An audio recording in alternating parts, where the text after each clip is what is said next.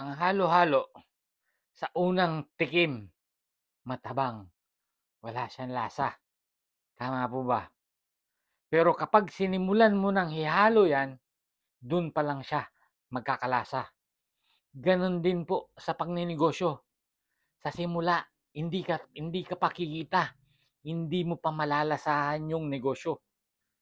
At yung halo-halo din, hindi lahat gusto ng halo-halo.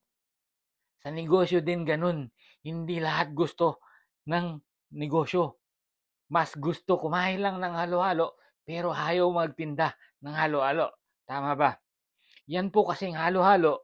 Pag inhalo-halo mo na yan, kapag sinisimulan mo na yung negosyo, halo-halo na rin yung mararamdaman mo.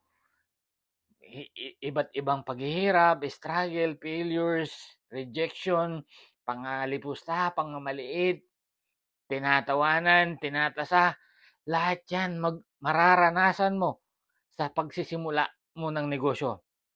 At sa halo-halo din, hindi ba, meron mga sangkap na ayaw mong kainin. Yun yung mga rejection, failures na tinatanggihan o inaayawan ng mga marami na pumapasok sa negosyo. Kapag nare-reject na sila, nakakaramdam sila na gusto nang mag-quit. Tama ba? Pero sa pagkain mo po ng halo-halo, para ka ring nagninegosyo nga na nanamnamin mo yung sarap ng halo-halo hanggang masayid mo yung pinaka last drop ng halo-halong kinakain mo. Sa negosyo ganun din. Hanggat hindi mo na enjoy yung pagninegosyo, hindi ka tatagal. Dahil isang rejection lang, kapag hindi ka nag enjoy susuko ka na o masasaktan ka na, magiging emotional ka na sa isang rejection pa lang. Pero kung na-enjoy mo yung pagninegosyo, regardless kung may nakikita ka ng income o wala pa, kung ini-enjoy mo, gagawin mo siya ng tuloy-tuloy. Ganyan po ang halo-halo, di ba?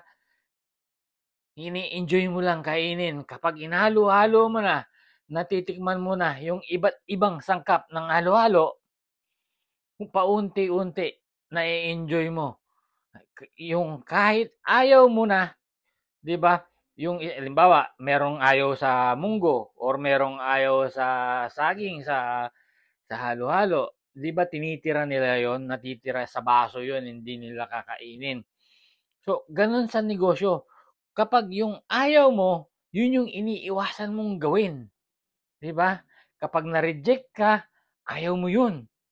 Masakit 'yun. Kapag tinawanan ka, ayaw mo 'yun. Iiyak ka, magmumukmok ka, 'pag gano'n. Pero kung may malalim yung purpose mo sa pagnenegosyo, kahit anong pagdaanan mo, kahit anong laman, kahit anong sangkap pa ng halo-halong kinakain mo, sisimutin mo yan hanggang dulo, hanggang sa maubos mo yung kinakain mong halo-halo. At kapag yung kinain mong halo-halo may natira, ibig sabihin sa negosyo ganun. Hindi mo tinapos yung halo-halo, nag-quit ka na, kaya may natira. Pero kung tatapusin mo hanggang dulo, nanamnamin mo na nandun yung sarap. Kasi ang halo-halo nga, habang lumalalim, sumasarap up to the last drop. Kaya i-enjoyin mo lang yung negosyo mo, kaya simutin mo ang halo-halo mo dahil nasa dulo ang sarap.